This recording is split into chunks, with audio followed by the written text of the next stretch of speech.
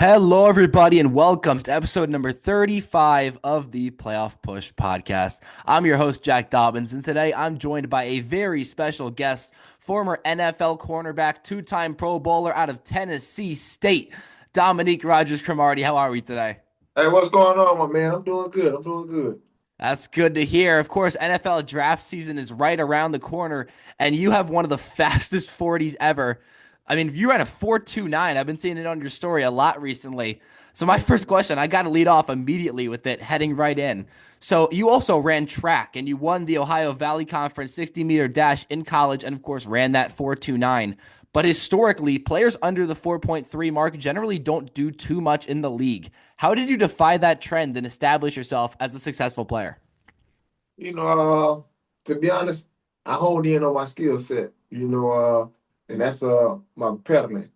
I know that I was a fast guy, so I worked coming in and out my pedal because I knew being a defensive back is all about transition. So if I can get from point A to point B quicker than you could come out your break, I knew I had a chance. So I started off as receiver, but every good DB is an okay receiver. So I was pretty good at receivers, but I learned at that receiver, it's all about coming out that break. So coach told me one time, he told me, man, hey man, you'll make a good corner.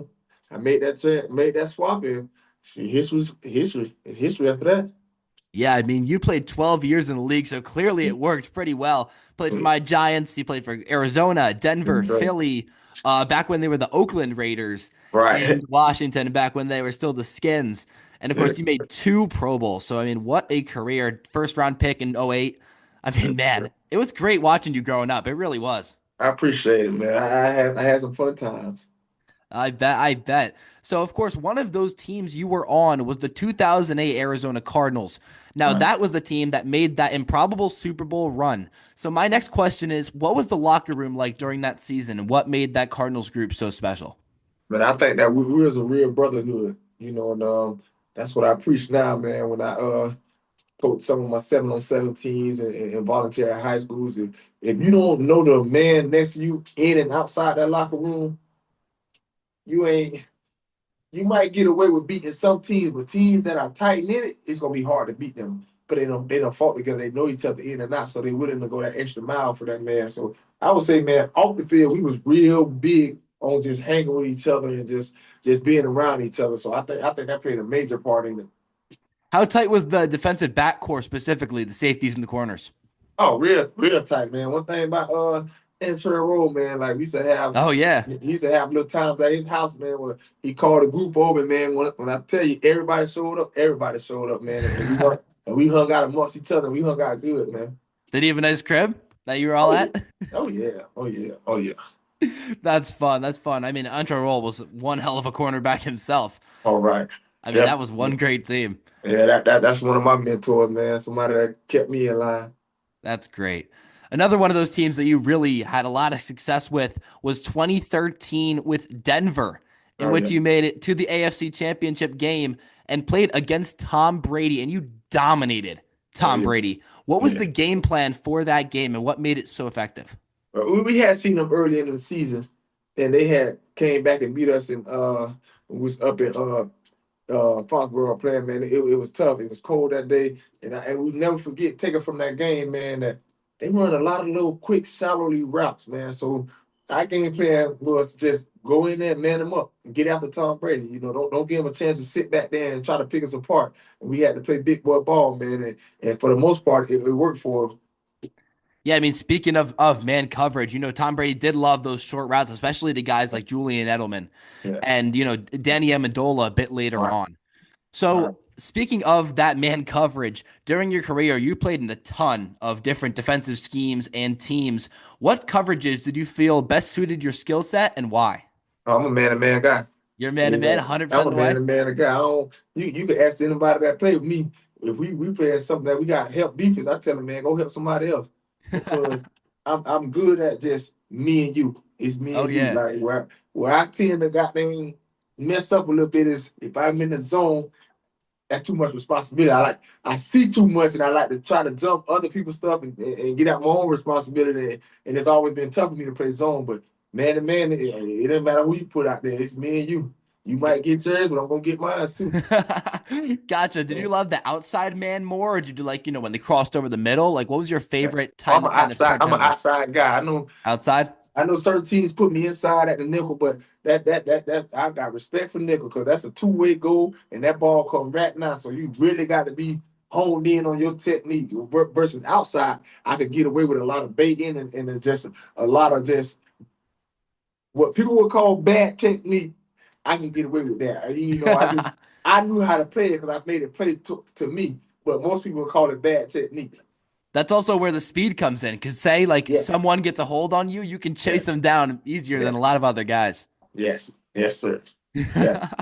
That's great. So, with that man coverage on the outside, was there any guy that was kind of like your kryptonite, any receiver that really just knew how to get a hold of you? On, listen, my biggest thing is say if a guy come in off of 100, 110-yard game, you're not getting that on me. I'm sorry. I'm not giving that up. Never. But Darius Bryant was kind of like my kryptonite because Ooh. he would have good games against me because I was seeing him try to just wait on his route and try to just read him down where he got that deceptive speed. Where he's slow, so the way I was trying to play him, I should have just got them man up and just pressed him the whole game instead of trying to sit off and let him run into me and try to dictate where he was going. But he was one that kind of always had a good game against me.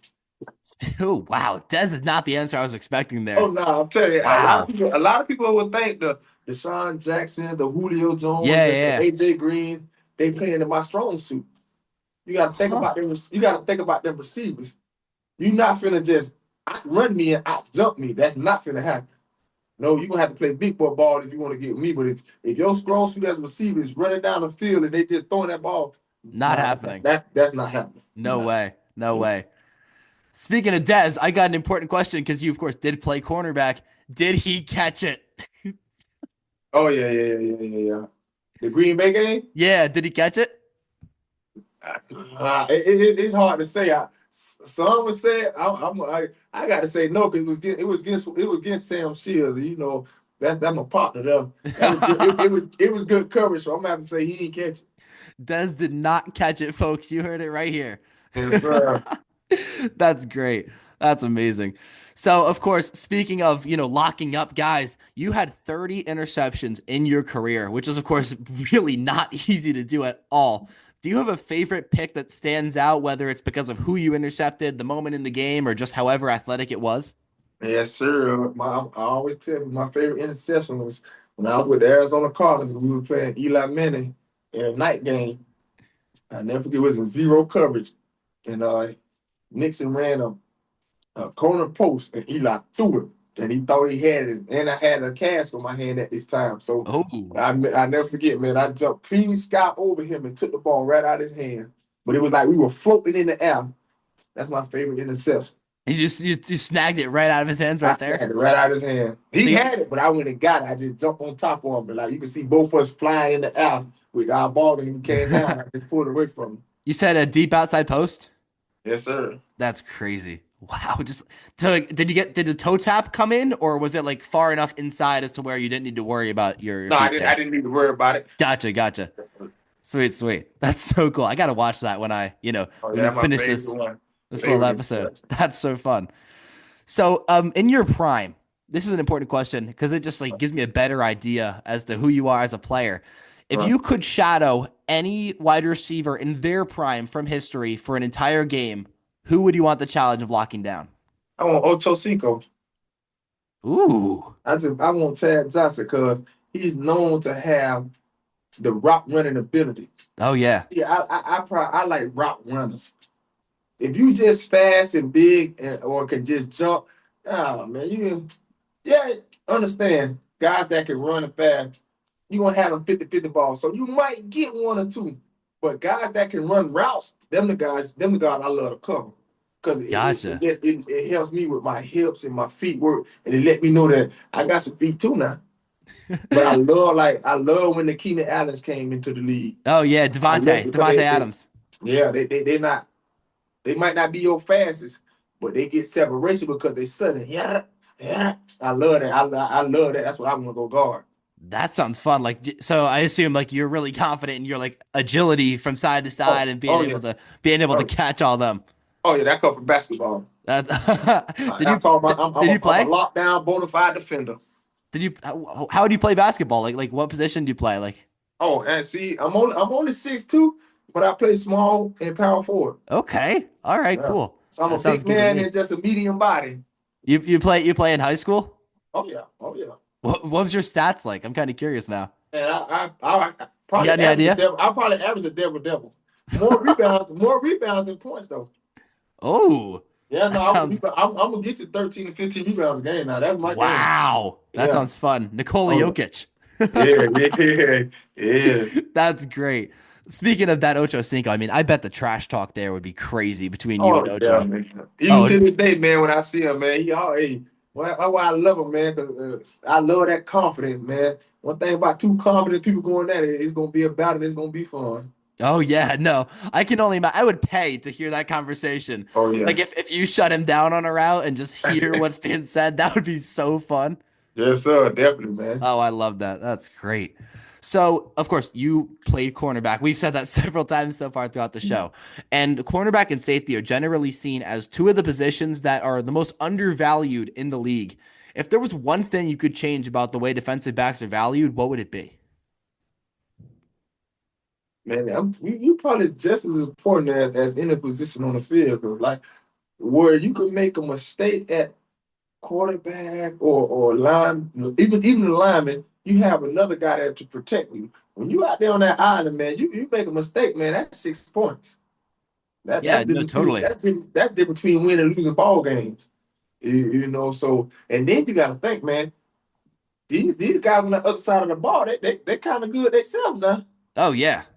So not only are they very athletic and good, now they know where they're going. You don't know where they're going. So now you got to put all that into play and go out there and play.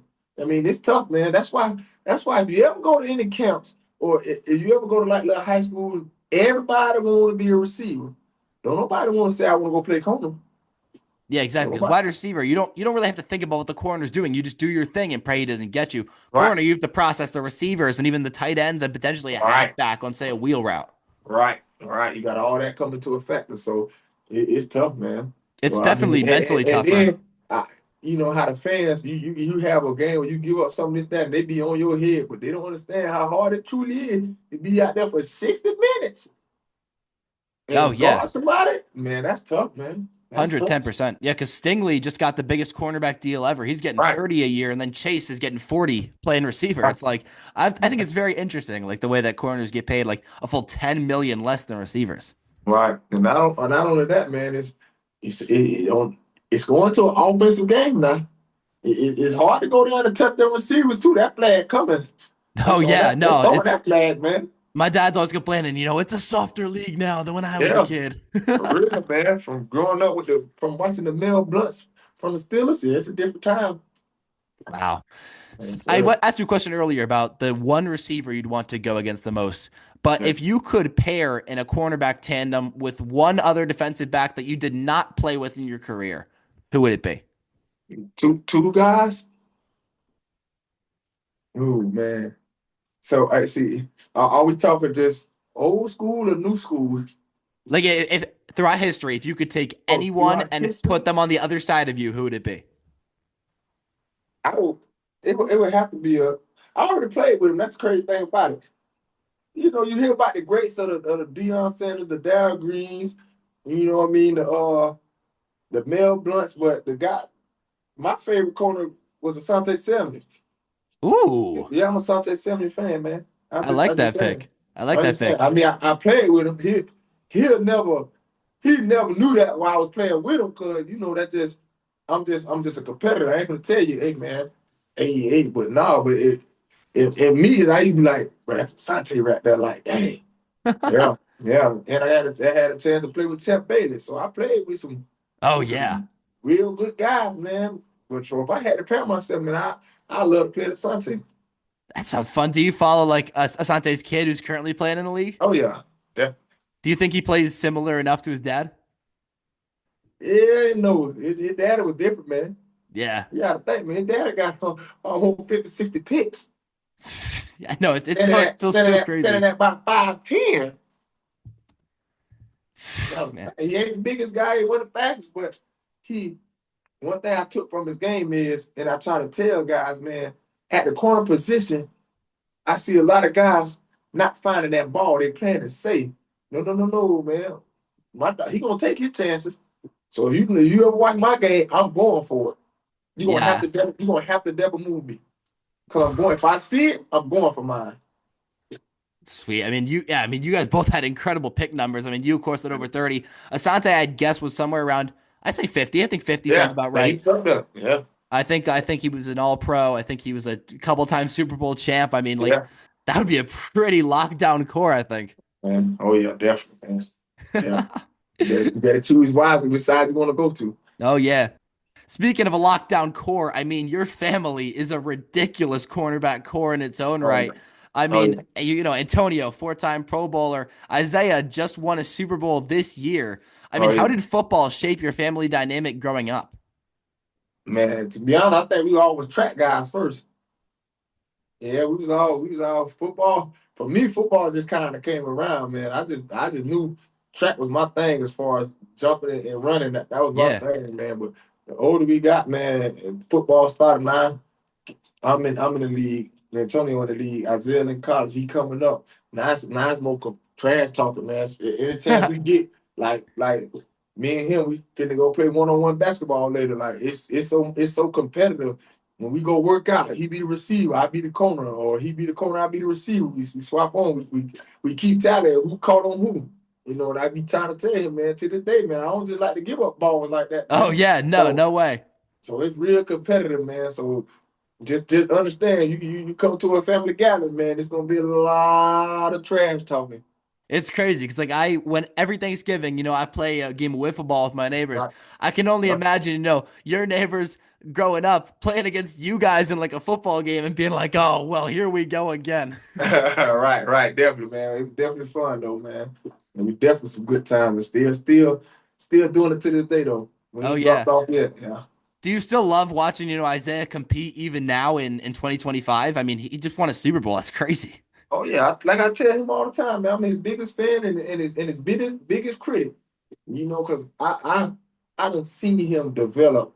I don't work out with him. I know what he can and cannot do. So some games he'll tell you, I grade him hard. After every game, I give him a grade, whether it's an A or it's an F. I'm gonna give it to you how I see it, based off your ability, not how the game. Like some people see the game and say, "Oh, he might have played good," but in my mind, I say, "No, he played scary, or he played great." Yeah, I'm gonna give him the real. You know Oh, what I yeah. mean? You got to be So straight up with him. The only yeah, way to gotta be improve straight is up to with him. is to realize your flaws. All right, definitely, yeah. One of my good friends is like a huge fan of Isaiah. Like I always ask him like who's your favorite player on the Eagles defense, and he goes Isaiah Rodgers. Yeah, that's good, man. Yeah, he had some great moments, man. Big opportunities, and he stepped up every time. So it's Oh, only yeah. up. It's only up, man. It's only up. I mean, one hell of a football family. I mean, easily Right, one of the best ever, I'd say. right. Up there with Great with with player. the Watts and Oh yeah, and I love to watch. Yeah. and soon to be the Bosas. I mean, like there's Oh yeah. quite a few incredible ones, but your guys are definitely up there. Right, right. Yes, sir. So this was not the longest episode in the world, but I do have one final thing with you. Yes, This is sir. gonna be it's gonna be a little mini game, all right? All right. So my friend Espo was like texting me. Espo's Doodles. He does like all these like art for the Giants players. Like he did one for Malik and stuff like that. Super Right. cool. But he hit me up. He was like, you should do a game with DRC where you do a blind ranking of 5 receivers who Right. you think you would lock up the best. All right. So I'm All going to right. read you off receivers one by one. You have to rank them 1 through 5, with one being the hardest to guard, 5 being the easiest to guard. All right. All right. All right. Leading off, OBJ. OBJ. 3. Putting OBJ in the middle immediately. Yeah. Wow. Okay. Any reasoning for that, or just the raw I feeling? practiced with him. I can tell you. Right. So let's just say if I didn't play with OBJ, he'd be in my top 2 easy. Right. I Ooh, practice with him. I'm good at you're familiar analyzing with something. him. I'm good at analyzing somebody and getting a beat on you. Once I get a beat on you, I don't care what you do. Gotcha. I'm real good at that. If I get a beat on you, it's gonna be a long day for you, not me. That's great. All right, next up, we got Larry Fitz. Two, see, you used two all day. You're putting yourself in a very interesting spot for the remaining three. I know, man. That's why I want to have to start in the middle. Oh yeah, it's a hard list. At third, we got Antonio Brown. Oh, he going four. He going four. He's He going might be four. five. I'm putting hands on Antonio. I can't let him get started. So where you putting him at, 4 or 5? I'm gonna go four. I'm gonna go four. Okay, so you And got Brown at four, I'll Beckham at three, and Fitzgerald at Fitz two. at two. Yeah. Gotcha. Next, we got Julio. Oh, he going five. He He's going five. going He five. going five. He going five. Julio tough. Julio tough. But the more and more I sit back and watch, The more you can adapt. I done figured out what three routes that Julio only runs. He only runs Wow. three routes. I analyzed his game, and even after playing him, they love these three routes. They love these three, and you're always open. So I'm putting him at five. Gotcha. And I think that was a good move because in your number one slot you got Megatron. So I Yeah, think that was He's number I one. think that was a pretty good move. So the final list, it's gonna be Megatron at one, Fitz at two, OBJ at three. Then you got what's AB. AB at four, and you Yeah, got Julio at five. You think yeah. that's a So good list, even though you did now a that blend? man, that's a great list, man. They put it like this: if you had to guard in the first 5 weeks, whew, yeah, you better be on your job. That sounds fun to me. This was a great episode. I love talking with you. Hey man, I appreciate it, man. I appreciate you for having me on. Totally. All right, guys, that's going to do it here from episode 35 of the Playoff Push podcast. As always, thank you guys for tuning in. We'll be back next week with another episode. Thank you guys for tuning in and have a great rest of your night.